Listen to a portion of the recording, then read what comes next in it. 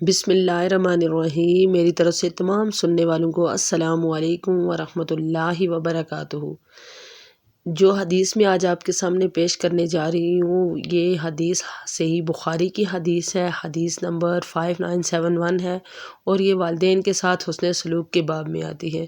اس حدیث میں ایک نہایت اہم تربیتی پہلو بیان کیا گیا ہے کہ ماں کے مقام اور اس کے حقوق کو دین اسلام میں کتنی اہمیت دی گئی ہے۔ ایک حدیث کا مفہوم ہے کہ ایک صحابی رسول اللہ صلی اللہ علیہ وآلہ وسلم کی خدمت میں حاضر ہوئے اور عرض کیا، یا رسول اللہ، ہمارے حسن سلوک کا سب سے زیادہ حقدار کون ہے؟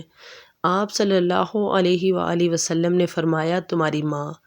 انہوں نے دوبارہ پوچھا تو آپ صلی اللہ علیہ وآلہ وسلم نے پھر فرمایا، تمہاری ماں۔ انہوں نے تیسری بار پھر پوچھا کہ یا رسول اللہ، ہمارے حسن سلوک کا سب سے زیادہ حقدار کون ہے؟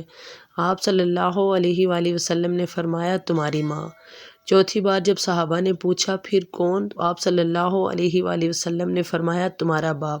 ماں کا مقام 3 بار دہرانے کا مطلب یہ ہے کہ ماں کے احسانات، قربانیوں اور شفقت باپ کے مقابلے میں زیادہ ہیں۔ ماں حمل کے دوران تکلیفیں برداشت کرتی ہے۔ ماں بچے کو جنم دیتی ہے جو کہ شدید درد اور خطرے کا وقت ہوتا ہے۔ ماں دودھ پلاتی ہے، پرورش کرتی ہے، نیند قربان کرتی ہے۔ باپ کا مقام بھی اہم ہے، لیکن ماں کے بعد باپ گھر کے نظام، روزگار اور تربیت میں اہم کردار ادا کرتا ہے۔ اس لیے چوتھی بار آپ صلی اللہ علیہ وآلہ وسلم نے باپ کا ذکر فرمایا۔ اسلام میں والدین کے حقوق بہت اہم ہیں اور ان میں ماں کو فوقیت دی گئی ہے۔ اس حدیث سے ہمیں یہ سیکھنے کو ملتا ہے کہ ہمیں اپنی ماں کی خدمت، عزت اور رضا کا خاص خیال رکھنا چاہیے۔